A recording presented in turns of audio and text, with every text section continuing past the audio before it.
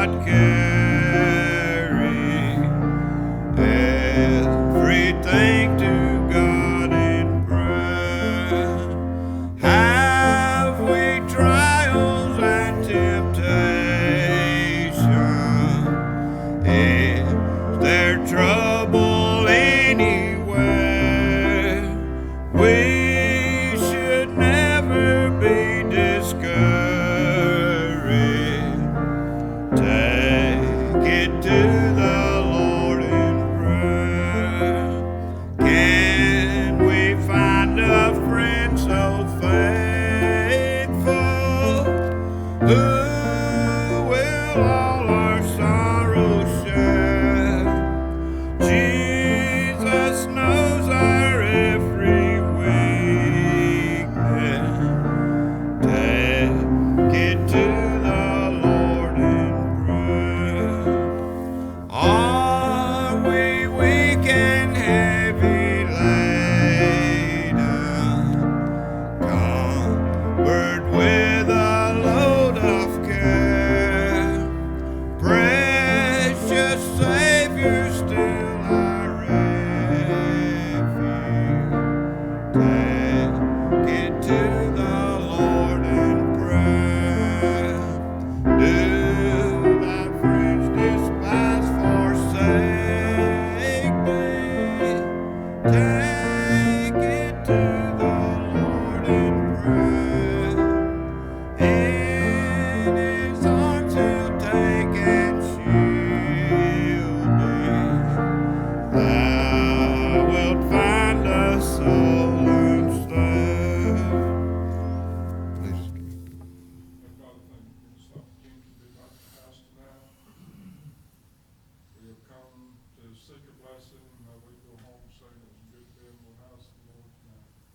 Be with the speaker that stands before us, be behind him, gird him, and may he present the words that you laid upon his heart to present to us.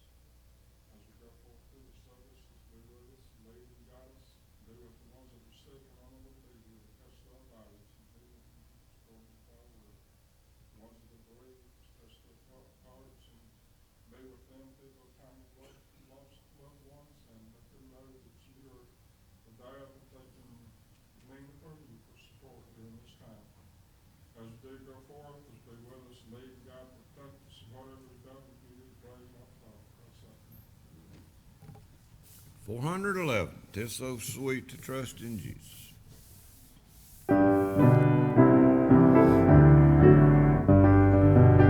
Tis so sweet to trust in Jesus, just to take him at his word, just to press upon his promise, just to know thus saith the Lord. Jesus, Jesus, how I trust him, how I proved him more and more. Jesus, Jesus, precious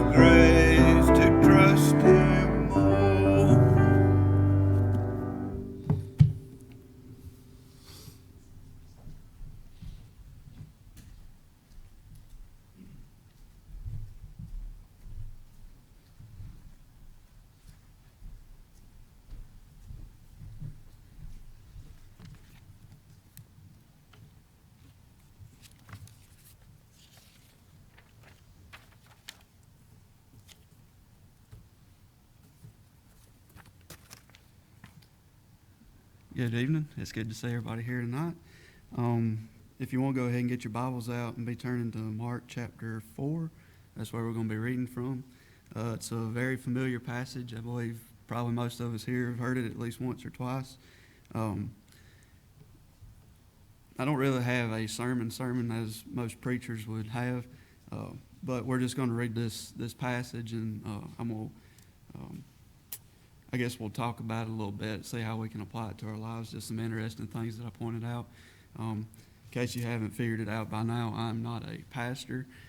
I'm not a so-called preacher, but I do love to read the Bible, and I like to learn things from it, and I like to teach those things to people. May not be a great teacher, but either way, you'll get the gist of it. Before we begin, I do want to open us up in prayer. Lord, thank you for this day and all that you do for us, God. Thank you for the opportunity to be in your house tonight, Lord. God, I pray that you'll be with those who weren't able to make it here tonight for whatever reason. Lord, I pray that you'll be with those who are sick and in the nursing homes and the hospitals. God, I pray that you'll be with us throughout the remainder of this service, God. Just open up our hearts and let us read your word and learn something from it that we can apply to our lives to make us be better lights for you in this world of darkness, Lord. For it's in Christ's name I pray. Amen. All right. Mark chapter 4, verses 35 through 41. This is the passage where Jesus calmed the storm on the sea. It says, "On the same day, when the evening had come, he said to them, 'Let us cross over to the other side.' Now when they had left the multitude, they took him along in the boat as he was, and other little boats were also with him. And a great windstorm arose, and the waves beat into the boat, so that it was already filling. But he was in the stern, asleep on a pillow, and they woke him and said to him, 'Teacher, do you not care that we are perishing?' Then he arose and rebuked the wind and said to the sea, 'Peace, be still.' And the wind ceased, and there was a great calm. But he said to them, 'Why are you so fearful? How is it that you have no faith?' And they feared exceedingly and said to one another, 'Who can this be that even the wind and the sea obey him?'" Just a little bit of background on this passage, just in case you're not familiar or you haven't really looked into it a whole lot. This is a fairly early point in Jesus' ministry here on earth. As a matter of fact, this is chapter 4. I believe it's in chapter 3. He had just selected the rest of his 12 disciples, so he hadn't had his disciples with him very long. And that being said, they didn't really know that much about Jesus. There was some of them that he had already called early on that had been with Jesus a little bit longer than the rest of them, but for the most part, they didn't really understand really who Jesus was. They just said, well, he's a real good teacher, and they knew there was something about him that compelled them to want to follow him. Just before this event took place, this is where Jesus was giving his sermon at the Sea of Galilee. Some people say he was standing on the shore. Some people say he was in a boat. It doesn't really matter where he was standing at. We just know that Jesus was there and he was teaching a really big crowd of people, and that's all that's really important. But in that sermon, Jesus gave a few of his famous parables, and of course that's a story Jesus used. Instead of telling things that might confuse people, Jesus used stories that applied to the times back then. We may not understand everything that he said, in our time, but that's how Jesus used to teach, and that's how I think we're supposed to teach too. We're supposed to relate it to our own personal lives. But Jesus gave the parable of the soils, the parable of the lamp, the parable of the growing seed, and the last one he gave before they departed was the parable of the mustard seed, which of course we all know is the one where he said, in case you never seen one, a mustard seed's real little. It's not the smallest seed in the world, but it's real little, and a mustard plant grows to be pretty big. And of course, anyone who eats mustard knows it's pretty potent stuff. But what Jesus was saying was, faith the size of a mustard seed can go a long way. And that's all he wants. Jesus never expected anybody to completely understand him, to understand his deity, to understand his plan, to understand God's plan. God doesn't call us to fully understand that. If we fully understood it, then we wouldn't have to have faith. We wouldn't have to put our trust in anything. We would just know it. But he had just gotten done giving his sermon, and after a long day of preaching and healing and dealing with the people, Jesus got tired. And people really don't think about that a whole lot, the fact that Jesus got tired.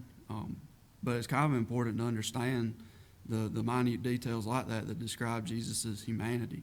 Because it's really important for us to understand that, yes, Jesus was fully God while he was here on earth and still is, but he was also fully human at the same time. It don't make sense. You can't have 100% one thing and 100% another thing in the same package. But because Jesus is God, he can do it. I don't understand it, but that's how it is because he's God. And God can do a whole lot of things that we don't understand. But either way, Jesus was tired, and he said, I want to leave here and go to the eastern shore. So he was on the western shore of the Sea of Galilee, where there's this big city and a whole lot of people. And he wanted to go to the eastern side where there's not any real big cities. There may have been a few villages or whatever, but there wasn't a whole lot of people. In other words, he wanted to go somewhere where he could get off and relax for a little bit and gather up his thoughts because he was tired. In fact, he was so tired that on the way across the sea, he fell asleep in the stern of the boat, which I believe is the front of the boat. I'm not a sailor, but I think that's the front of the boat. Either way, Jesus was asleep.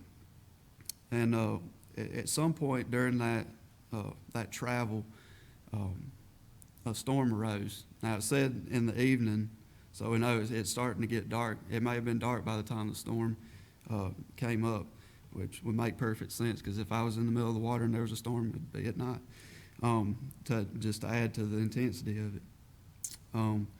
But in the middle of this storm, the disciples became afraid. Now, there was, I found from a commentary that told a little bit about what that storm might be like. The Sea of Galilee is more than 690 feet below sea level. So you got sea level here, 690 feet below it, you got the top of the Sea of Galilee. To the north, Mount Hermon rises 9,200 feet, and from May to October, strong winds often sweep through the narrow surrounding gorges into this valley, causing extremely sudden and violent storms. I can't read my own handwriting. So in other words, the sea is down in a bowl basically, and there's this huge mountain up at the top, and the wind rushes through the gorges, and when it does that, it creates an effect similar to a hurricane. So, I mean, this wasn't just a thunderstorm that they were experiencing when the boat was rocking a little bit. I mean, this was a fearsome storm. And anybody would be scared if they were in that situation, especially. I don't know exactly how big their fishing boats were, but I can't imagine they were real big. I know most people back in the day had something that wasn't much bigger than a John boat. And they may have been something a little bit bigger, but either way, it still probably didn't track too well in the middle of a hurricane. So the disciples became afraid. And in their fear, they found Jesus, who seemed to be, who actually was their only hope. They didn't have any other option. They run down to Jesus. They wake him up and say, "Do you not care that we're about to die?" And I've always pictured, I picture things in my mind when I read it, and I always just picture Jesus just getting up real calm and walking out there and looking at the water, and Jesus rebuked. It says he rebuked the wind and said to the sea, "Peace, be still." I just imagine Jesus getting up and just kind of looking around and saying, "Peace, be still." And of course, as the Bible tells us, there was a great calm. The wind ceased.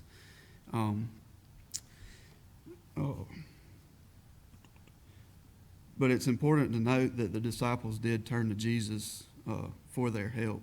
They didn't fully understand who he was and his deity, and they didn't understand his power completely.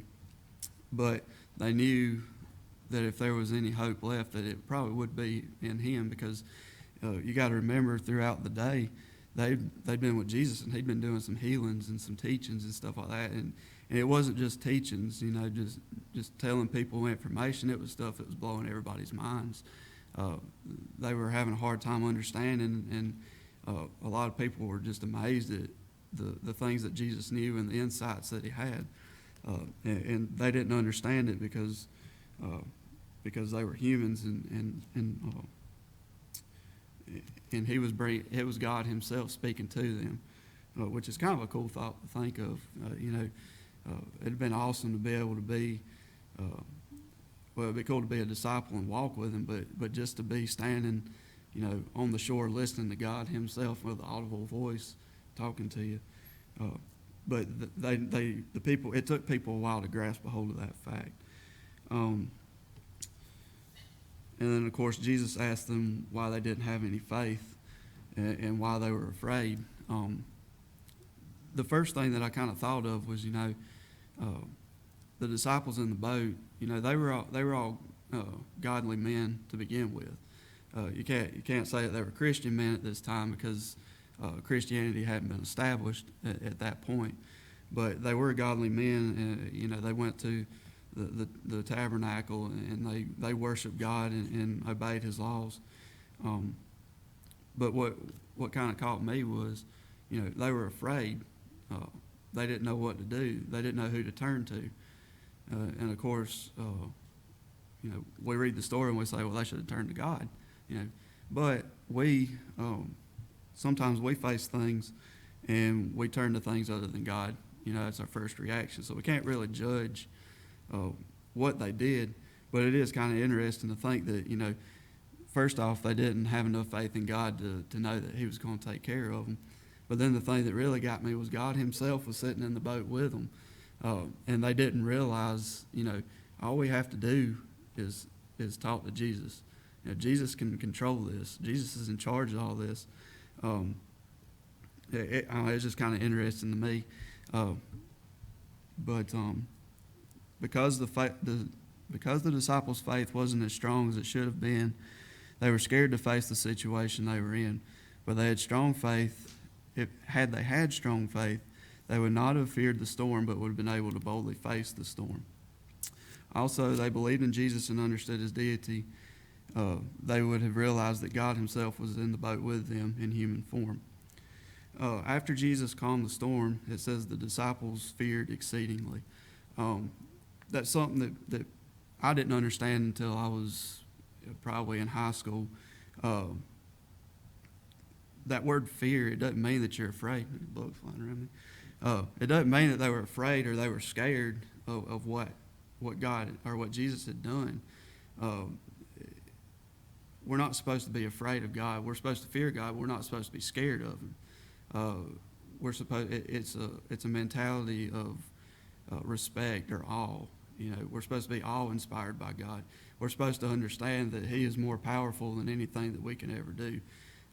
We're supposed to understand that it's because of him that we're even alive, that we were even created. It's kind of like if you have a dog, and you're the dog's owner, you're the dog's master. Most dogs, if you got it trained good, anything you tell that dog to do, it's going to do it. That dog loves you, it'll do it. Most dogs, they would do anything for you if they could, like Lassie, Timmy was stuck in the well, Lassie helped. But that's kind of the same relationship. The dog is faithful to its owner, but it respects its owner as that's who feeds me, that's who takes care of me. He's my master, he's in charge of me. And that's how we're supposed to look at God. We're not to be scared of him, but to realize that he's in charge and he's more powerful. And we need to do what he says. We need to obey him. We need to learn more about him and grow closer to him. After Jesus calmed the storm, it says the disciples feared exceedingly. The disciples were finally starting to see and believe Jesus' deity because the wind and the sea had never obeyed any man by direct command until this time. That was just they should have believed it because Jesus said that he was the Son of God. But, I guess I'd probably have a little bit of a hard time too if there was a guy walking with me and said, "Yeah, I'm God's son." You wouldn't really completely believe him. It'd take a little bit of time and faith.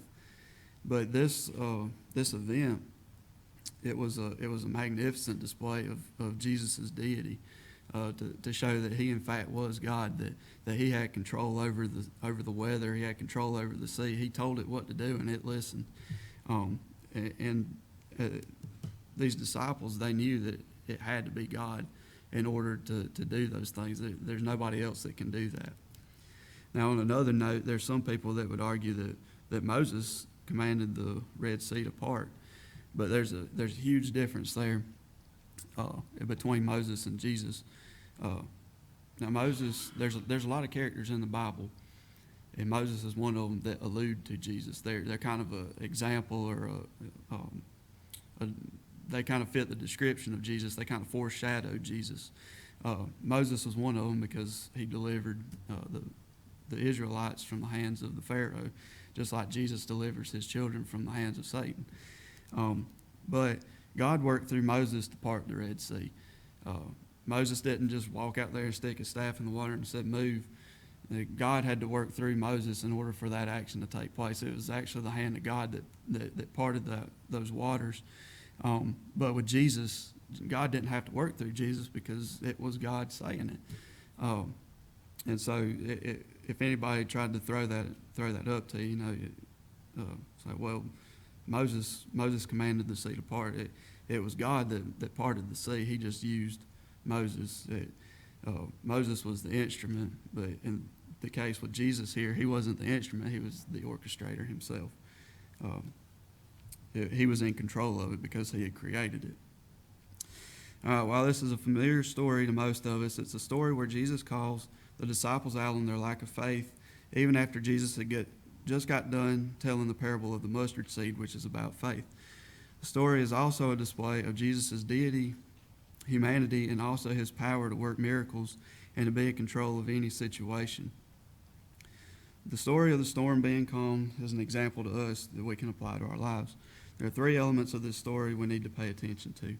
So these things are, anything in the Bible really is something that we can apply to today. Everything that God said, any rule that he had in here, it still stands today. It doesn't expire. It doesn't change. Times change. Laws change. But God doesn't change. Neither does his word. And I think it's kind of cool because, like, when America was established, they wrote out the laws. And they made it to where those laws could be changed. The laws today are completely different than laws back then. A lot more things go today than they did back then. As humans, anytime we establish something, it almost has to stand to be changed. You can't always make something for people that stays solid for forever. But the Bible's not like that. God is able to do that. He said, "This is what I want. This is what you should do, and that's what you need to do." And God doesn't change his mind because the times have changed, or because people's mentality have changed. And I think we need to get back to following God's law rather than our own laws, because we try to act, and even in churches we try to act like everything in the world is okay, or most things of the world are okay, but in all reality it goes 100% against what God's law says, and we need to get back to that, and we need to stand up for God's laws. But either way, the three things we're going to look at is the storm, the one to turn to, and the result. Number one, the storm. For the disciples in this story, the storm was a literal storm similar to a hurricane. They were afraid of the storm they faced and felt overcome by its fierceness and power. Today we have storms that we face. They may not be actual weather storms, but they are the things, people, and situations we encounter that scare us or we feel we are overpowered by. This may be disease, financial situations, relationships, job changes, death, and several other things. These things may be so scary to us that it's crippling. We don't know what to do or where to turn. The uncertainty of what lies ahead is often more than we can bear. I think everybody in here has had to face something that just absolutely scared them. I know when the doctor told me that I had cancer, it scared me to death. My first thought, Casey will tell you, when they called me and told me I needed to go back to the doctor, I busted down and cried. It scared me so bad. But we all have storms that we have to face, and we can't face those things and situations on our own. We have to have help, just like the disciples did. They couldn't face that hurricane by themselves in their little boat. They had to turn to somebody, and who did they turn to? Jesus. Well, same thing today. That brings us to the next point, the one to turn to. The disciples turned to Jesus in their time of fear and uncertainty. Even though they didn't fully understand who he was, they had seen him perform miracles, and in their situation, Jesus was their only hope. Likewise, Jesus is our only hope. We can't face hardships alone. If we try on our own, we will fail. Several of you have heard my testimony before, but when I was younger and a teenager, I tried to do things on my own. I tried to make my own decisions. I didn't want anything to do with God. And I got myself real far on that, real far downhill where I didn't need to be. It took me in a completely different direction.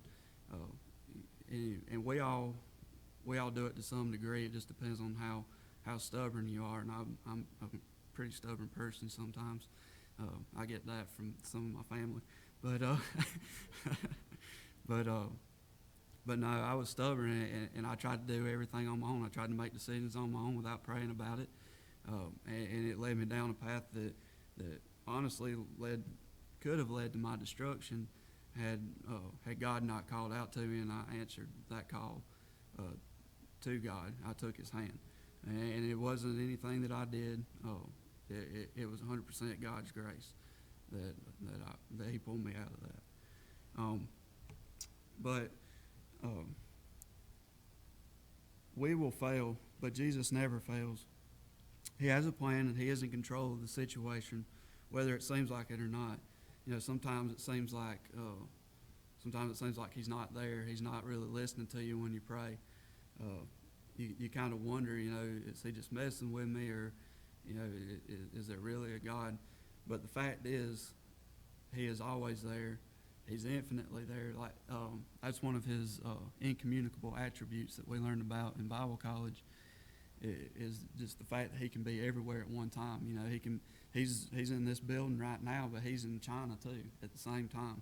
And it's not like part of Him's here and part of Him's there. He's all here and He's all there at the same time. Sometimes he chooses to be silent and wait until He gives you an answer, until He acts. And sometimes the answer He gives us may not be the one we want, but we can have peace because we know He's going to take care of us. You know, there's things that we can all think about. You know, we've prayed about, we've asked God to help us, or we've asked God to give us something. You know, maybe you wanted a new job, or you wanted another vehicle, or you wanted some kind of situation to change, and God says no. And sometimes, you know, the human side of us, we're like, well, that's not really fair. That's not what I wanted. You know, I'm trying to do right. I'm trying to live by God's law. You know, it's like, why ain't He helping me out? But we have to realize that God is in control. God knows what's best for us. He knows what's best for me better than I do, a whole lot better than I do. And even though sometimes He's silent or He answers us the way we don't want Him to, we do have to know, I think every one of us does know, that He is going to take care of us, that He's going to handle the situation to the best for His glory and for the best for us. His grace carries us through. It's because of God's grace that we can face our storms with confidence, no matter the odds or even the outcome. God always carries us.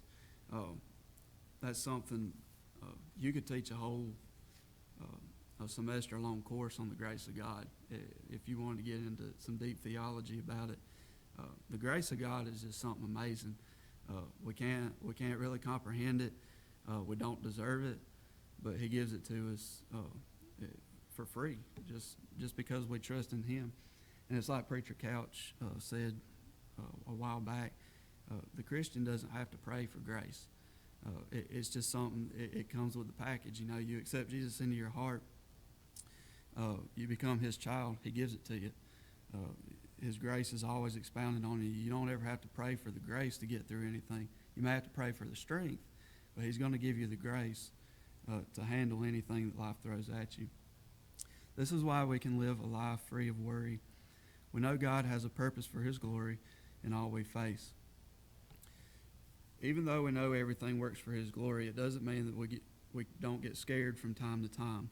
We're human, we're going to be shaken, but because of who we have faith in, that being God, we don't have to let that fear control us. We can keep pushing forward with confidence. You know, like I said, I got scared when the doctors told me what they told me that time, but because of God's grace, and it's only because of God's grace, we were able to, me and Casey and my family, we were all able to push forward. And anything the doctor told me, you know, by God's help, I was able to accept it. And in the end, I mean, I think y'all know it, but in the end, it ended up turning out a whole lot better than the doctors were telling me to begin with. And that's all God. It's by his grace that I didn't have to do any more than I did. And I'm extremely thankful for that. Those who don't know Jesus turn to other people or things. These people are let down in the end because people and things of this world will let you down.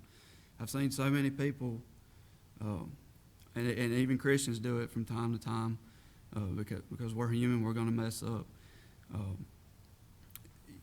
They're faced with something that's bigger than them. They feel like they can't handle it. They turn to other things. You know, some people turn to drugs, alcohol, whatever it may be, and some people turn to other people. They turn to relationships, especially with your younger people, like teenagers. They think a new boyfriend or girlfriend is going to solve it, make them happy. You know, sex and pornography, things like that. You know, people turn to those things to try to find peace and comfort and to help them get through situations. And sometimes those things work for a little bit, but it don't last. In the end, you know, those people are let down, and 9 times out of 10, they feel a whole lot worse than they did to begin with. It's really sad to see people do that, and a lot of people ruin their lives because of that. It's pitiful, and it's even more pitiful to know that all they have to do is rely on Jesus, and they don't know that. You know, I'm not going to scold anybody or nothing like that, but I think we as a church do need to wake up. Not just Mountain Grove, the church as a whole needs to wake up and step up. I mean, because there shouldn't be anybody in America, as many churches and Christians there shouldn't be anybody in America that doesn't know that Jesus is at least an option. They should at least have heard his name and have that thought in the back of their mind, like, well, maybe I can try that. But like I said, people let you down. I think we've let God down a whole lot here lately, myself included. Turn to Jesus, because he will never let you down. Sometimes we get a little, you know, like I was talking earlier, you know, things don't go our way, or sometimes it seems like he's not there. And sometimes at times we feel kind of let down by God, but he doesn't ever let us down. He builds us up, and he does things to strengthen our faith in him and to grow our relationship with him. But he'll never let you down. And the third thing is the result. We've looked at the storm, the one to turn to, which is Jesus, and the result of turning to Jesus. Because the disciples turned to Jesus and woke him up, the situation was handled. Jesus spoke, and the wind and waves ceased immediately. There was nothing left for the disciples to be afraid of. Jesus had taken care of them. This is exactly the result for us when we place our faith in God. He takes care of us. I don't know, I just kind of thought about it when it says that the wind and the waves ceased immediately when Jesus spoke. All storms, they come, they grow, they go over whichever area they're going to, and they gradually die out as they move along. This storm was in the middle of the sea. Jesus said, "Peace, be still." It was gone. It didn't die down. There wasn't a few sprinkles that kept coming down. The waves wasn't still trying to calm down. I believe when Jesus said, "Peace, be still," I believe the storm clouds went away. There was no more lightning, no more rain, and I bet that water was smooth as glass on top. It's kind of like, I don't know if any of you are real good Christians and watch VeggieTales. I grew up on VeggieTales, but they made a movie. They actually played it in theaters about Jonah, and it was kind of a comical depiction of it. But the story of Jonah when God was angry with Jonah because Jonah had run away from him, and they were out in the ocean, and there was a great storm come up, and the result, the only way to calm the storm was for Jonah to be thrown out of the boat, where of course we know he got eaten by a large fish. But in the VeggieTales movie, the storm comes and they figure out it's Jonah. They didn't cast lots in the kids' movie; they played Go Fish. But either way, Jonah lost, and you had this big storm. The sky was black and all this stuff, and then as soon as Jonah hit the water, it all went away. It's kind of a funny scene in the movie, but that's what God can do, that kind of thing. And I believe if God says peace be still, and it takes a little while for the storm to die down, it's not as exciting and not as powerful. But God, being full of power and being in control of nature and the world and everything He created, He can say peace be still, and it all disappear like that, which is pretty awesome. That just shows how awesome of a God we do serve, and not just with the weather, but when God says peace be still, it doesn't matter what we're facing, what kind of turmoil or struggle we're facing in life. When God says be still, it stops. When the devil's on our back and God says leave him alone, the devil gets off our back and we don't hear from him. He has to run and hide. I just thought that was kind of cool. Like I mentioned before, it may not be exactly what we wanted or asked for, but the end result is always what is best for us. We don't always. Sometimes it takes several years to realize what the good is coming out of a situation. Sometimes you learn it pretty quick, and sometimes it takes a while. But if you hold fast, you'll see the good that comes out of it. But the ultimate result of having our faith placed in God is peace. Just like after the storm, the waters were made peaceful and calm. That's what God does for us when we face storms. He brings peace that surpasses all understanding. We don't always understand it, like the disciples didn't completely understand it, but it is given to us.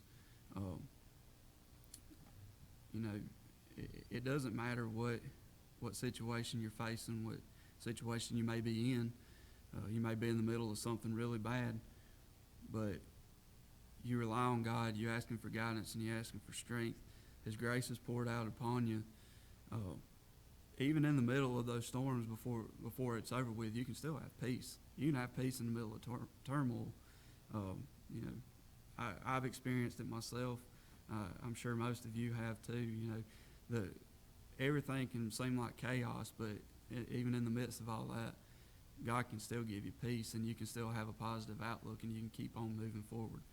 And then finally, when we face our final storm in this life, being death, if our faith is in Christ, His grace is poured out on us, and we will have the courage to face it, and not just courage, but peace.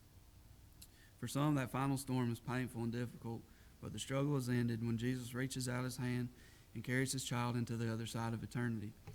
It is at that point that there will be no more storms to face, but rather we will reap the benefits of living a life of faith in Christ by seeing His face in heaven.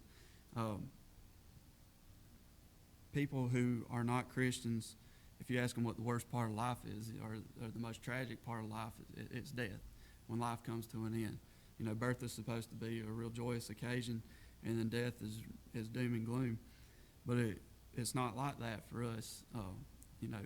On that final day when we're laying in our deathbed or whatever the situation may be,